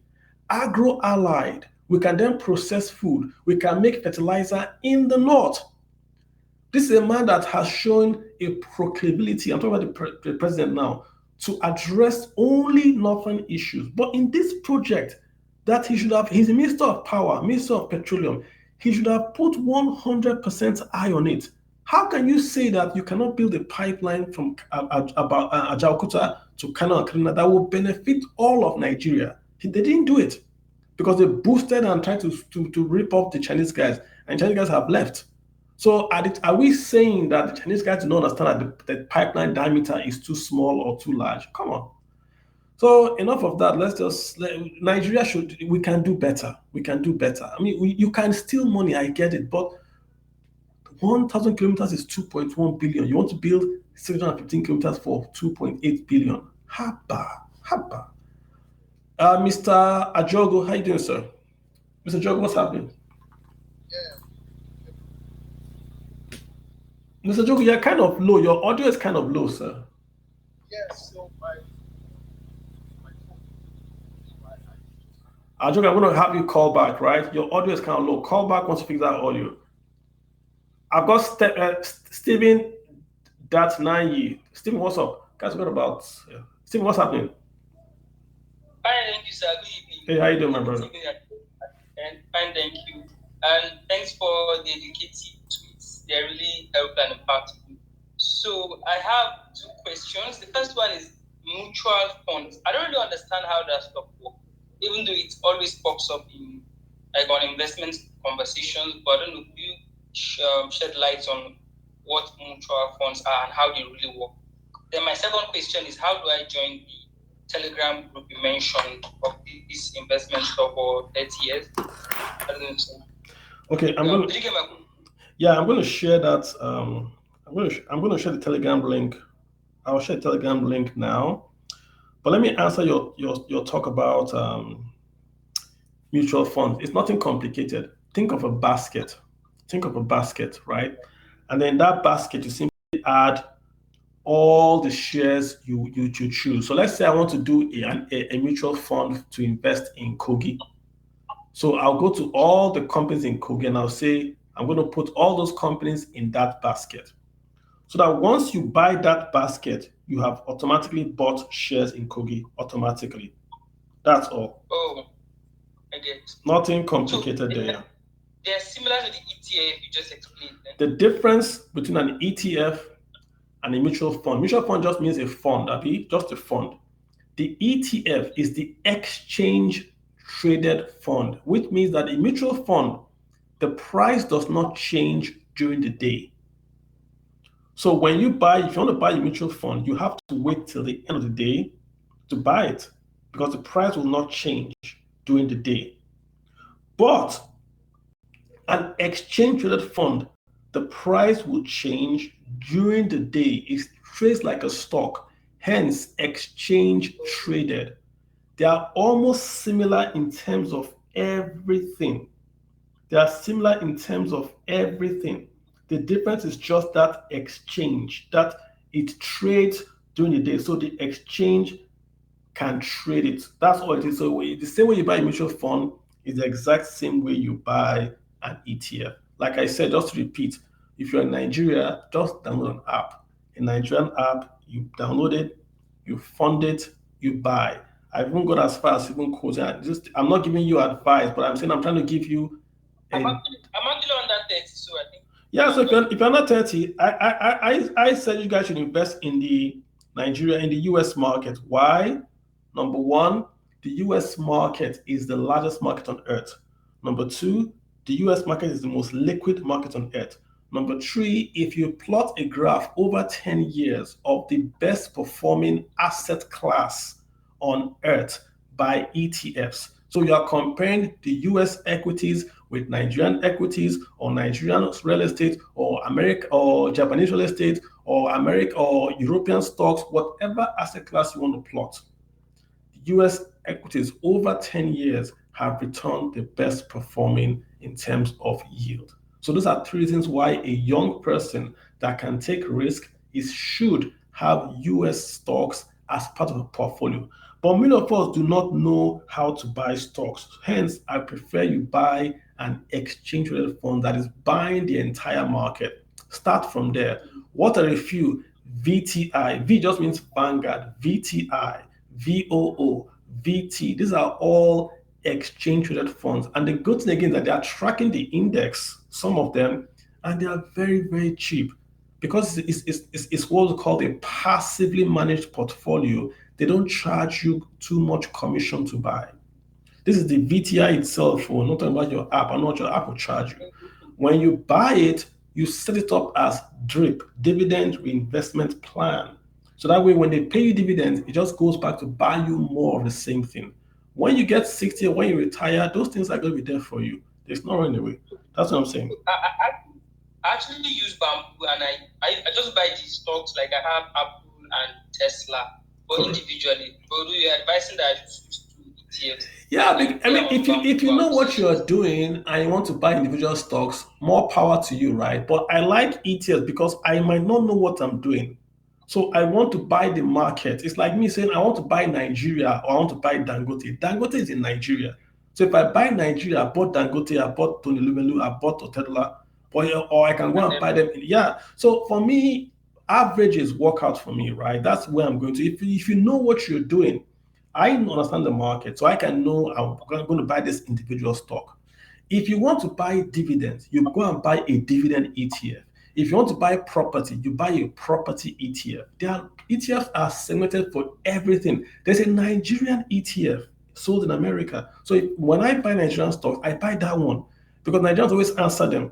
So MTN, I buy that one. They pay dividends to us in America and all that. So there's a dividend for anything you want to invest. If you want to buy carbon, there's ETF. If you want to buy stocks that are quote unquote sinning, alcohol, cigarettes, prostitution, there's an ETF for that. You want to buy ETF that pays you dollar cash every day, there's an ETF for that. It's like a buffet. You choose what you want to buy, then you buy. So if you're below 35, you should be doing that, right? Thank you. All right, cool. Who do you go? Sultan, did you drop off? Yes, I did. My network was disconnected. All right, so what does it do? I wanted to ask you, so the way the economy don't you think that conditional cash transfer is not the way out if they should remove subsidy? Can you provide a smart way by which the government can remove subsidy without it just having that magic? I can't even imagine them selling, let's say, petrol for like 1,000 or 1,000. I've given a solution before. Sultan, I gave a solution. I actually wrote it down. First of all, there is nothing wrong with conditional cash transfer. Nothing wrong. There's also nothing wrong with paying subsidy. First of all, I want the subsidy to go, but I want the government to retain the subsidy for the quote unquote poor and what we call means tested individuals, which means that if you are poorer or you cannot afford subsidy, the federal government of Nigeria with the states and local government should give you a subsidy because it's your right as a Nigerian. I accept that. So how should we do it? The current system is paying a subsidy by paying a subsidy at the port of entry. So when the ships bring the petrol through the ports, we apply the subsidy there. But so once it enters Nigeria, it can be driven from Nigeria to Cote d'Ivoire, and Nigerians have paid for subsidy that is going to Cote d'Ivoire. So it's waste, it's corruption. How should we do it? Pay the subsidy at the pump, which means increase the fuel price. So even if it's 10,000 litre, increase to that 10,000 litre. Then pay a subsidy to Nigerians that buy petrol at the pumps. How do you do this? Number one, you pay through e-Naira to NIN-enabled phones. So what will happen?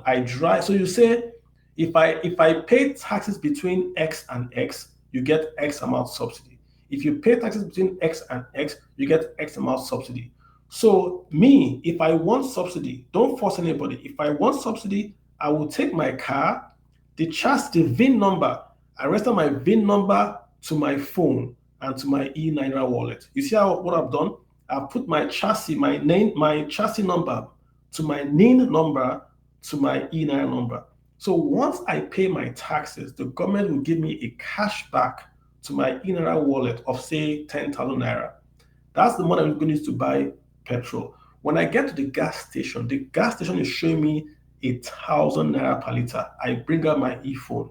I pay with that e-phone. I can't pay cash for subsidy. I can only pay with the e-Naira to the attendant for the fuel from my NIN-enabled phone. And he can only sell to the chassis to do it automatically. That's like a tap, 2 seconds to just pay. What have I done? I've ensured that only Nigerians with NIN phone that drive in Nigeria and pay taxes in Nigeria can get that subsidy. If you like, take the petrol to Cameroon.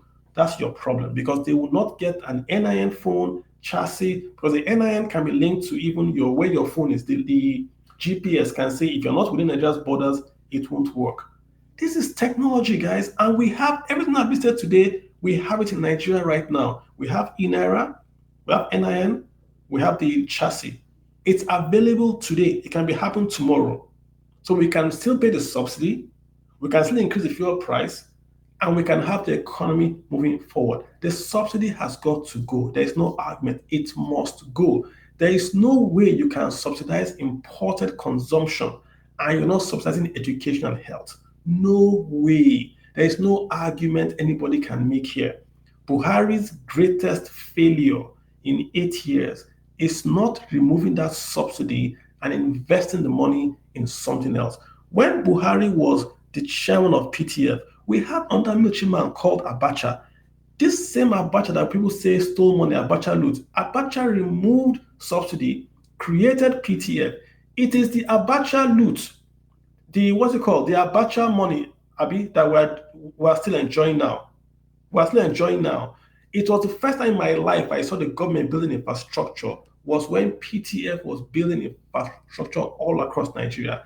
When Abacha removed subsidy, oil price was less than $5 a barrel. Check it, less than $5 a barrel. And we removed subsidy and we invested go to your schools, you see PTF school, it's still there till today. Let's give the man props. We should have done that. If Nigerians see that fuel price is 1,000 Naira a liter, but the money from that fuel is building railway to all state capitals, is building universities, is building hospitals, Nigerians will chill. The problem Nigerians have is that if you remove this subsidy today, one minister will buy a house in London and will be jogging in front of that house and tells he bought the money with his own earnings. That's a Nigerian's problem. It's not a subsidy, it's that we don't trust the government to remove that subsidy and to use it. That's the problem, not the subsidy. Sultan, I've addressed that for you. Yeah. All right. I've done that. So, what about the e-Naira? Can we just put this like to be a regional currency within Africa? Is there any framework you can suggest for us? Sultan, it's your question, Sha. See, yeah, no country would accept a currency that is paper. The US government prints paper. Zimbabwe government prints paper. They are both called dollar. Why do you want the US dollar and not the Zimbabwe dollar? because you import things from the US, you don't import anything from Zimbabwe. That's the only difference. So if Nigeria wants the Naira or the e-Naira to be the currency of West Africa, Nigeria has to make her house in order and export more. Look at gas, look at oil. NNPC by now should have been building fuel stations in all of West Africa. If you build fuel stations in all of West Africa, supply them fuel, they will start to buy Naira to pay back NNPC. The value of Naira then goes up. That's how you make your currency price go up, not by locking border. You see Innocent, you see these plastic companies, you see Nigerian breweries, all these Nigerian companies, you make them export. When they are exporting to all of West Africa, you lock them into the Nigerian market. Those companies will then need Naira to pay for the Nigerian goods that they are buying. We have gas here. We are flaring gas. I posted a tweet on my handle. Look at that. It's Togo. There's a picture of Togo on my handle. I posted it yesterday. Yeah, Togo, yeah. Yes. Togo is powered by Nigerian gas. Look at how Togo is looking, like Miami, by Nigerian gas. The same gas that militants in Nigeria are blowing up. The same gas. So if we had gotten the whole of West Africa, we are exporting gas to Europe. Why are we taking gas to Europe? Take the gas to West Africa, tell the West Africans to pay in Naira. What will happen? Nigeria will be printing 31 trillion Naira every year. The West Africans must buy because they need gas. So you keep inflation low, even if you are printing, which is the exact same thing the US is doing. The US is printing trillions, but they have no inflation. The inflation in the US today is because of energy, not because of printing. So if you have people taking your Naira away from Nigeria because it's going to Ghana and Burkina Faso, then you don't have inflation in Nigeria. Is this in rocket science? Okay, let me keep quiet if I enter trouble. All right, let me. Yes, sir. I don't want to ask any question. I just want to see something. Like on if immediately reads up, I want you to just spoil immediately over 10. I just want to see your score. Minus 10. I don't want to see your score. Minus 10. Okay, thank you, sir. All right, thanks. I mean, why minus 10? And I'm being serious here. Why minus 10? Every central bank in the world is independent. Independence is written into central bank laws. Why? Because, right, you can the central bank governors are designed as a check on the executive. Every executive wants to spend. The US, the Nigerian, the South African, every executive wants to spend because they are politicians. The central bank governors are not supposed to be politicians. So when the government spends, the central bank governor would increase interest rate. That's where you stop spending, by increasing interest rates. You think Nigeria is bad? In the US, there was a story where the president of the US, I think it was Lyndon Johnson, jacked the central bank governor by the shirt, where to beat him up in the White House. I'm not giving you stories. Google it. I think it was Lyndon B. Johnson. He held the central bank governor's shirt, was going to beat him up, that the man was increasing interest rates because Lyndon Johnson was going for re-election and wanted lower rates. Recently, look at what Trump did to Jerome Powell, how Trump was attacking him every day. It's not a Trump thing. If you are a president, you want to create jobs. And the way you create jobs is by spending money. But the central bank governor is watching inflation. So as you are spending money, he's increasing interest rates so that he stops the banks from releasing money that you are spending. That's how it balances out. Let's come to Nigeria. President Buhari printed 31 trillion illegally, but let's leave that aside. 31 trillion. When he printed this money, what the central bank governor should have done was to increase interest rates so the 31 trillion will have no effect on inflation in Nigeria. But who printed the money? CBN. Who did not increase rates? CBN. Who was giving the money to federal government? CBN. The same CBN will print 31 trillion and give to the federal government, then come to the back and increase interest rates on SMEs, ban inputs of SMEs, and tell SMEs to come and fight him because he's trying to help the president. Why did he do it? Because he thought that the APC, and I'm calling names now, would make him a presidential candidate. So that 31 trillion was the largest campaign finance in Nigeria. The central bank governor funded a political party to keep interest rates low and to fund spending when the government in power had no export revenues. I'm not quoting, I'm quoting the central bank governor. He said there's been no crude oil revenues paid to the Central Bank of Nigeria.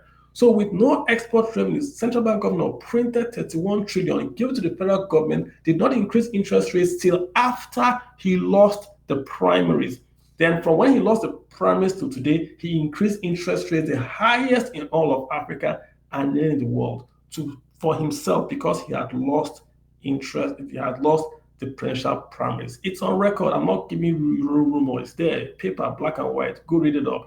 So that kind of person should not be taken seriously. The central bank governor of Emefiele seriously damaged the reputation of that office. He should have been sacked a long time ago. And every day he remains there, he is damaging the reputation of that industry, of that noble institution. So -10 is even an insult to the folks that have -10, like some governors I know, but let's leave that as -10. Prince, what's up? Good afternoon, Carlo, from this part of the world. Hi there. For some reason, I won't dive into political issue because we are banned from speaking anything about politics due to my profession, mostly when it comes to foreign countries. One issue with Nigeria, to be precise, because for some few years I worked in the oil and gas industry in Nigeria. I worked in US. And I'll give an example. If you go to Texas, to the West Texas, for example, Midland, Odessa, like we all know, Texas doesn't use the federal government's power grid. Texas is a state that generates its own electricity. And one issue about gas, like I see people of my age, when I mean of my age, who are under 40s, who are millionaires in dollars, just because some of them will buy what we call in Nigeria, what we call they have the indigenous, what they call in Nigeria, those guys that has the oil field. I think Nigeria had the name that they said local. So some of them have just one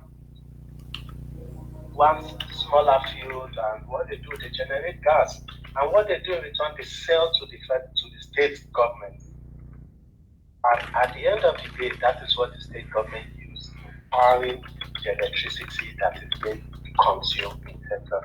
So for some of these things, I look at it. Why are we suffering in Nigeria? Is it because we don't have these ideas? Is it because these things cannot work in Nigeria? But it's just Prince. When people ask questions like this, I always, if the laws of Nigeria are designed to allow Nigeria not to transform itself economically. Let me be specific to you on this gas issue. Let me show you how the laws have impeded. As at 1967, the gas in Nigeria was not owned by the federal government, but was owned by the regions where the gas was located. Hence, when Shell built the first refinery in Nigeria, the first refinery in Nigeria was built by Shell, not by Nigeria. The one that we claim in Port Harcourt was built by Shell Darcy. Then we nationalized it and made it a Nigerian refinery. If we had continued the same with the regions, right, and I'm not being political, you'd have had the regions, just like what Lagos did to bring Enron back to Lagos, to power their regions outside the grid and sell excess power to the grid. But what we did from 1967 to 1970 was this federalization of assets and wealth, which then said that the gas in Bayelsa is now owned by the federal government. But the federal government does not have the means to develop the gas in Bayelsa. So eventually, we had to wait till Obasanjo became president to create something called the NIPP, Nigerian Power Project, NIPP, that was owned, first of all, by only the federal government. So Obasanjo built 10 brand new power plants, built them, But where did he build the power plant? If you did basic economics, what they tell you is the first rule in economics. You site near to source of raw material. Source of raw material. Yeah. But in Nigeria, we took the factories and put the factories away from the raw material. Location. Crude. So we make the power outside the gas fields. Then we pipe the gas to the factories. If they give you an exam in Harvard and you write what Nigeria has done economically, you get an F. If they tell you there's a gas field in Texas, where should you put the gas field in America? If you say New York, you will fail. If you say New York in Nigeria, you will pass. Makes no sense. But we put the factories outside Bayelsa. Then we pipe the gas from Bayelsa to the factory. Then we make the power in that factory. Then we distribute the power. So what can go wrong? The pipeline can get blown up. So, these are the laws that we've done in Nigeria. So now we're now understanding that those laws have impeded growth. So the president of Nigeria, to his credit, President Buhari, has passed the Railway Act. And when we did these laws, Prince, we did it for power, we did it for railways, we did it for airports. Even registration of your car is done by the federal government. So if you want to register a car in Abia State, it's the federal government. Abia State cannot register a company. Abia State, only the federal government can register a company to work in Abia. Abia can register enterprises, but cannot register a limited liability company. How is that even making any sense? A company comes to Abia to do palm oil. They have to go to the federal government to do business in Abia. Makes no sense. But let's leave that alone. Now the president has passed a law saying that the railways have been taken away from the regions and the federal back to the states. So we are going back to where we were in 1967, which makes perfect sense. And I think eventually you're going to find out all these parts are going to go back to the regions. The same way in Texas, if you rent a rental car, do you wash it? No. Nobody washes a rental car because it's not your car. You drive the car, you put the gas because they make you put the gas, and you take it to Texas and you park it. The same way in Nigeria. As long as the states do not own their assets, they can never take care of it. If River States own that pipeline, there will be no militancy because it's their money. But if it's federal money, they wait for 13%. Let federal government come and guard the pipeline. Maybe it's their pipeline, come and guard it. It's the same with everything we're seeing. In the past, when you exported goods through the Lagos ports, Lagos State retained 67% of the excise duties. Not federal, Lagos State. So what did Lagos State do? They made sure Apapa was beautiful. They built everything so you can bring your goods and export, because Apapa was competing with Calabar, with Warri, with Onitsha, all those ports. The federal government came and said, no, ports are now federal. So what did Lagos State do? They don't care. Why should they care? It's your port, you build the road. So Apapa Road, no one had, even till today, congestion, no railway to evacuate containers from Apapa because it's a federal project. They only got interested because it was now completely blocked. So Lagos doesn't care. Lagos has now gone to build a deep sea port. That's Lagos State. They partnered and built deep sea ports. Where would the containers land? Still land of Lagos. But if the federal government had told Lagos since 1967, it's your port, Lagos would have built 10 deep sea ports by now. Lagos would have built rails to evacuate those containers from the deep sea ports out of Lagos. Efficiency, so that more ships will come.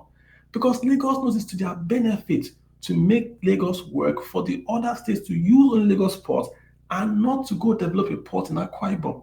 But Lagos can't do that because the federal government has tied their hands. So we are suffering this idea of a few guys in the military try to make Nigeria a division, company, regiment. It can't work that way. You've got to allow the states. In America, we call the states the laboratories, right? Where you develop at your own pace. If a state wants to do cows and grain, let them. If a state wants to do IT, the first state to do IT in Nigeria was Jigawa State. Jigawa State was the first state in Nigeria to do IT, internet. Jigawa, not Lagos. Why it failed is a different matter. but allow states to grow at their own pace. Why do you have a national grid? So if I make power in when the Enron barge came to Lagos, why would it fail? They told Lagos that when you generate power in Lagos, you will first of all sell it to national grid. The national grid will bring it back to Lagos. How does that make any sense? The man's badge is right there. He wants to connect the badge to Lagos Island and Apapa so that Lagos will become a manufacturing hub. He says he should sell his power to Yola and Abia. How does that make any sense? So of course the badge failed. We've got to break Nigeria down back into like how a company operates, business units, not how the military operates, division, company, regiment. It doesn't work that way. We can't do top down. Every state is different. What works in Gombe will not work in Lagos. What works in Calabar will not work in Abeokuta. Break it down. Allow the states and the regions to grow. That's it, and the country will grow. Montana today does not want to be New York. New York does not want to be Florida. Prince, right? Every state. So Montana is not annoyed that they have cows and land. They sell that cow and land to say, come to Montana for the fresh air. That's their unique selling point. We all can't be Lagos. We all can't be IGR. A state like Ekiti, if you ever been to Ekiti, it's like Switzerland. Mountains, they have schools. That state should be targeting the state to be the number one. Say, build like 20 universities there. People come there and learn. No, they want to build the airport, quote unquote, cargo airport and all that. They want to be like Lagos. And that's where I think we're getting it wrong. Let everybody run at its own pace. Give everybody their own money. Then let's watch. If I know that the tax money is going to my government in Abia State, not FAC, the money I pay, I'm more concerned about it than if it's FAC. FAC money looks like federal money, so nobody's interested.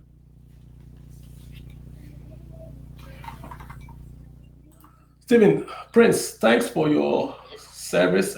Yeah. Thanks so much for this elaboration, and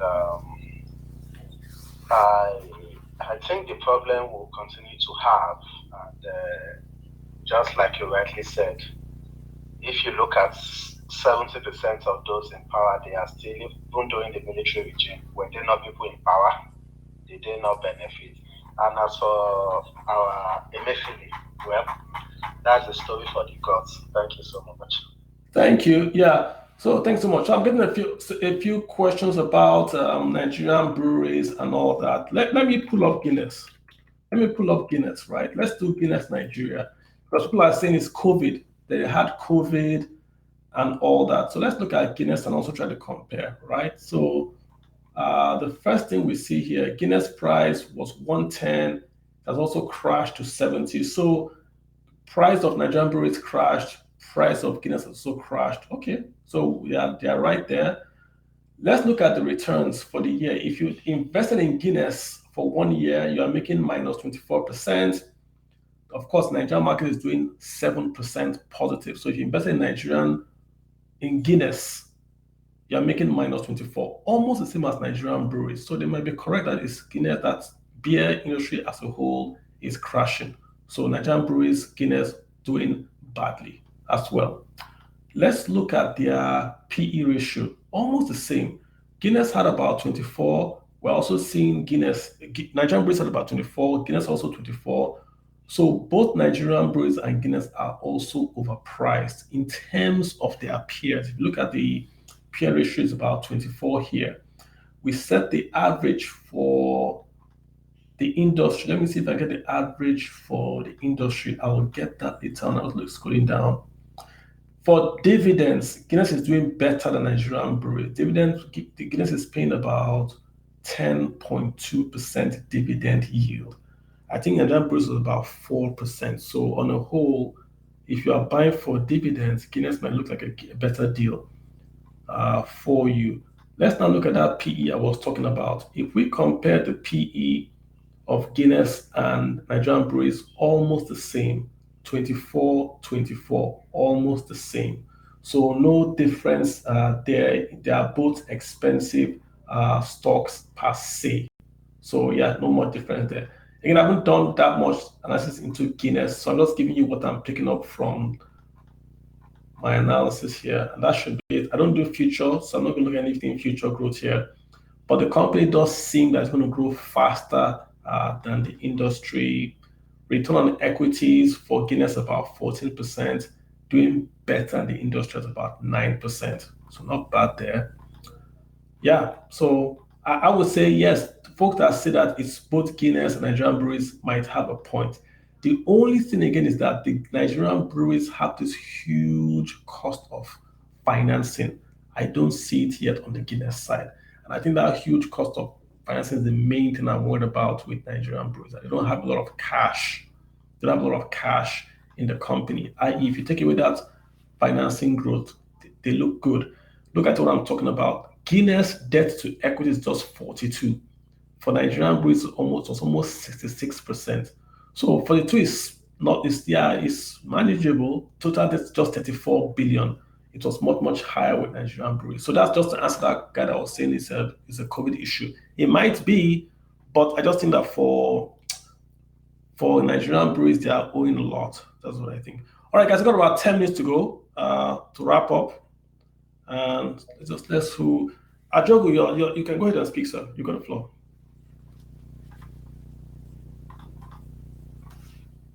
Oh, Richie B, I think I got you back here. All right, guys. All right, folks, I'm going to start to wind down. We've been here for about 2 hours. Thank you so much for all of you that have jumped in and commented. We started off with specific companies, but as usual, we ended up with Nigeria's Wahala, right? So I've shared both the Telegram page for the folks that want to do this 10-year investing. And what we're trying to do is to give you ETFs that you can invest in if you're a young person. Don't come there if you're one old guy that wants to trade. I'm not going to answer you. We want young people that want to invest money in via ETFs for long-term growth. That's what we're looking for. You're not giving me your money. You're going to open your own account. You're going to invest on your own. If you have a question, you can ask me. If you on the ETF, I'll answer on that place there, right? So I'm not selling anything to you. You are going to do your own due diligence. You're going to do your analysis. But if you need guidance, I'll help you out. I put a Telegram link there, and essentially that's what we'll do. Also, most of these questions, I don't want to plug my book all the time, but I have to plug it. See, I've had a long experience in investing in Nigeria and even the United States. I've done banking, I've done private banking, I've done stockbroking, investment banking, private equity. Really, I've done a lot, right? I've managed money for rich people, for poor people, even ethical schemes. I set up an Islamic fund for folks that want to invest according to Islamic ideals. I'm not a Muslim. I did it. I Googled it, researched it, did it for them. They like it. Try to get my book. I wrote it for non-finance people. It's a book where you don't know anything about investing. You just pull it up and you can read it. We do everything there from budgets, investing in mutual funds and ETFs. I think I have almost 3 chapters there with examples. I'm not giving you theory. I name the funds. The funds are all there. I name what they invest in. I give you actionable investment. It's got pictures. If you don't like to read, I've got lots of pictures there. So you can look at the picture and go and do what you need to do. So again, I'm plugging the book because the book is really, really good. If I didn't write the book, I would buy it and I'll use it. It's expensive. I get it. It's about 18,000, but it's expensive because the number of pages and it's in color. That's why it's expensive. It's sold every time now on Amazon, just now on Amazon, right? I brought a few books to Nigeria. They're all gone. I gave all those books. Some students wrote to me and said, I can't afford it. I want a copy. I send them for free. Sometimes I want to pay some out, go and collect, but they're all gone, right? So if you can, and thank you, Robin Hyde. Robin Hyde was very good, helped me do my retailing. So if you can, tell your friend abroad to buy it for you and get it, especially if you're young. Trust me, it's a good investment. It's written for you. You read it, you apply it. It's very practical. It's not a Warren Buffett does this, you should do it. No, I tell you, this is what Warren Buffett does. This is how you should do it. I use Man U as an example of how to value stock. I show you how you can value Manchester United, a football club. I use players and I show you how you value a club. So it's a very practical book. You have to understand how these things work. Don't invest if you don't understand how it works. That's what I'll tell you. If you don't understand why everything works, don't invest. But if you do understand how things work, make sure you invest. Because why do you invest? Because of this bad guy called inflation. Whatever you earn today, wealth is not income. Income is not wealth. If you simply earn money and you save it in a bad, in what I mean a bad, in a place that does not beat inflation, then when you retire, you're going to be worth less than when you worked. So you are chasing inflation. You want to get ahead of inflation. And there are many ways you can do that without taking a lot of risk. It's all there in the book. How do I open my account for VTI? Again, let me say it as I close. I've listed 3 apps. There's Chaka, there's Bamboo, there's Cowrywise. There are many of them that are good. These ones are the ones that are SEC in Nigeria approved. There are some I know that are not approved. They are approved in America, but not in Nigeria. They are also good. Just make sure you ask them, are you approved by SEC or otherwise, right? Open an account there, use your Naira and buy. You don't have to buy VTI. Just Google ETFs that trade US markets. I've tried to talk about US markets because I said it's the largest market, most liquid market, and for the last 10 years, their returns in the US have beaten any asset class in the world. I'm talking about Japanese property or European stocks. US equities have beaten in terms of return via ETFs. So do that as well. Long term, 10 years, reinvest your dividends. If you make 100 Naira, take out 1% and invest. You won't miss it. You won't miss that 1%. If you can pay for a recharge card, you can invest. So do that, guys, and we'll see how it goes. There are no digital copies of the book. When you share digital copies, that's actually copyright infringement. All right, guys, thank you so much, all of you. I'm going to let you guys go enjoy the rest of your weekend. Mondays are my best days. You guys make sure you have a rest and go make that money tomorrow. Take care. You guys take care and bye.